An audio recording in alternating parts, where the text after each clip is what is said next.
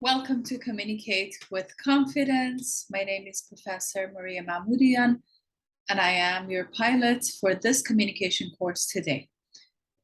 This session is specifically designed for graduate students, and it is important to know how to communicate in writing in more effective and more confident style. In fact, writing is a conversation. It is essential for everyone to know that when you prepare a document, could be a research report, you need to put your words on a page. In order to communicate more effectively, you need to be able to generate ideas. You need to be aware of your audience, the purpose that you're writing that specific content, and the tone of your writing. Writing as a conversation, you have your audience thinking about your audience rather than just words of sharing. It is important to have that persuasive approach of getting the message across.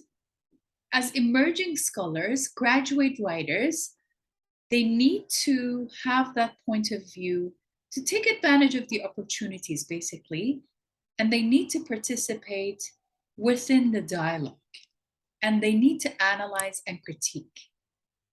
Remember how your claim will engage with the audience claim.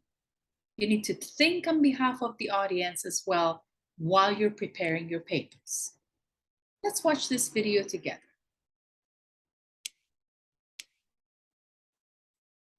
Hi everyone, this is Heather from the Purdue Writing Lab.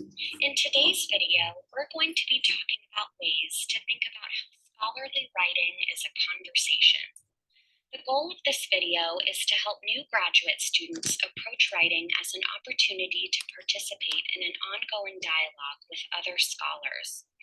Whether you are a new master's student or a PhD student, you will be asked to make and defend arguments through your writing, and it is important to recognize how your claims contribute to the existing scholarship of your field.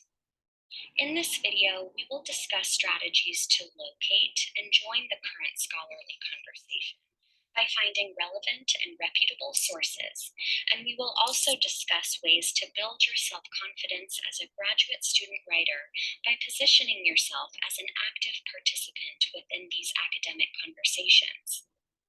This is the first video in our Fall 2020 vidcast series for new graduate students, so be sure to check out our upcoming additions to this Introduction to Graduate Writing series. In addition to discussing how writing is a scholarly conversation, this series will include videos exploring how writing is a process, a social endeavor, and a disciplinary practice. We hope these videos help you to feel more prepared and more confident as graduate student writers. Throughout this video, we will be framing writing as a conversation. Thinking about writing in this way helps us to recognize how the existing published work in your academic discipline or field allows scholars to engage or talk with one another. Academic discourse allows scholars to respond to each other's arguments, address and shape publishing trends, and move the conversation forward by offering new or nuanced insight into a topic.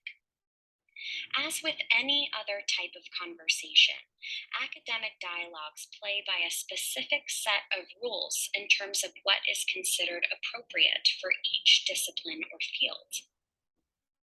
To unpack this idea of conversational rules, let's think about how you might shape different personal conversations in your everyday life. For example, imagine how you would describe your weekend activities to your best friend. Next, think about explaining that same information to a respected elder in your family. Finally, how would you respond to one of your advisors or professors if they asked you about your weekend? Even though these three conversations engage with the same subject matter, how would you navigate those discussions differently based on your conversation partner? For example, how might your vocabulary change? How would you address the structure or organization of your story? Would you change the main focus or content of your story altogether, depending on your conversation partner? What assumptions about existing shared knowledge could you make, depending on who you're talking to? We make these kind of conversational decisions every time we talk to someone. The goal of this video then is to help you feel more prepared to translate these skills that you already possess into your own academic writing. Whether you are writing a seminar paper, a journal article, or a chapter for your thesis or dissertation, you are entering a scholarly conversation governed by your field's discipline-specific rules for a particular type of writing. These rules, or genre conventions, establish the norms and standards of a writing project. Keep in mind that these norms and expectations shift over time. With that said, this is a friendly reminder to check out our other videos in this series for new graduate student writers, especially if you would like to learn more about how writing is disciplinary and how discipline-specific writing expectations shape genre conventions in your field. Let's continue to break down this idea of genre conventions. Remember, these shift over time, and they establish expectations around things like argument structure and execution, and they establish the expected citation format and the level of hedging for a particular type of writing. Discipline-specific genre conventions also help shape sentence-level factors like vocabulary, idiom usage, and whether active or passive voice is appropriate for a particular type of writing. The hope of this video is to help you figure out how you can better understand your field's existing scholarly conversation and genre conventions so that you can enter that conversation with success. The previous slides went through quite a bit of information, so let's take a few moments to pause and reflect. In a moment, I'm going to ask you to set a timer for 10 minutes and to journal about your current understanding of your field's scholarly conversation. There are a couple of ways you can approach this reflection time, and if you don't have all of the answers now, do not fret. If you don't feel confident answering any of these prompts, find someone who can help you.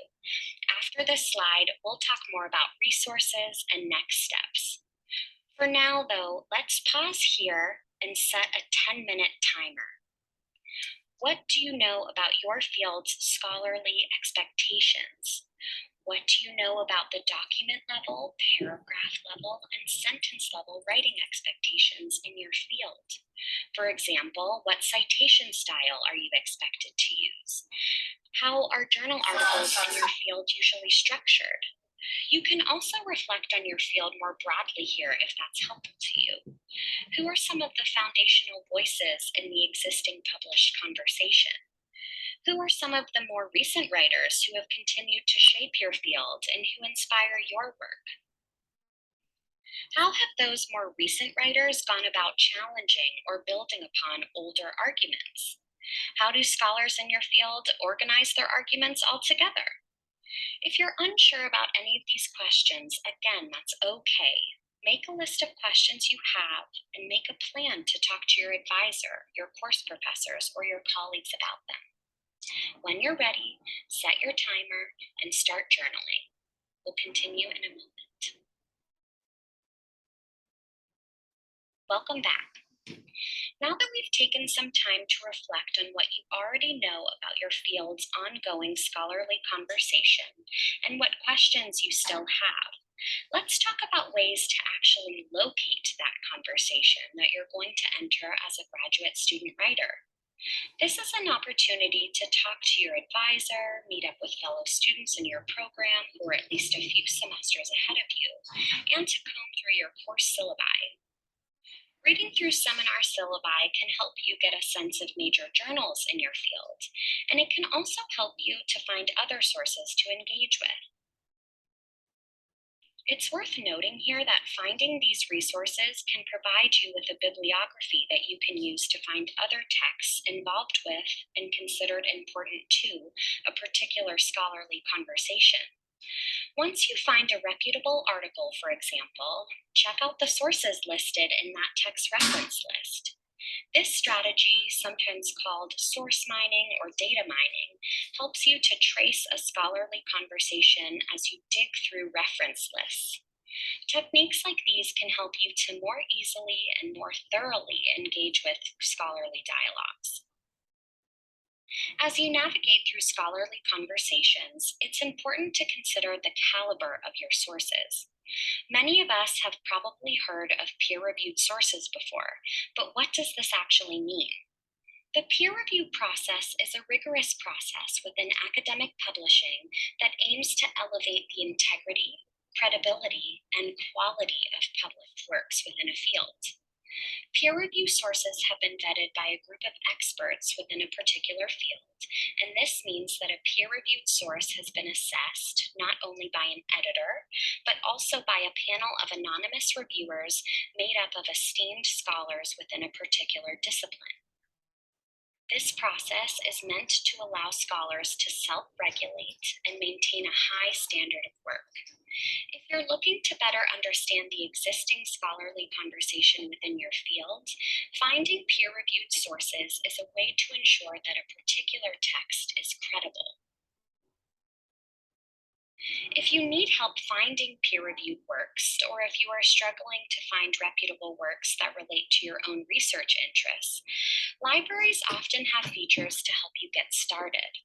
If you are a Purdue student, for example, one of the best ways to locate an existing scholarly conversation is to use the Ask a Librarian chat feature that is available on our library page, or to schedule a consultation with a reference librarian. If you're viewing this video from a different institution, check out the resources available to you through your university. Once you've found a few journal articles, you might also consider checking out free online resources provided by the Purdue OWL, or Online Writing Lab, to learn more about tools like reverse outlining or genre analysis. These tools are great ways to make sense of the different components that make up a published work so that you can more easily produce those components in your own academic writing. For better practices, you need to carefully assess any kind of writing that you have. And next session, the topic will be on how to process the appropriate writing for the graduate and postgraduate courses that I'd like to encourage everyone to come back to this channel, subscribe, and check for more. Thank you very much for watching.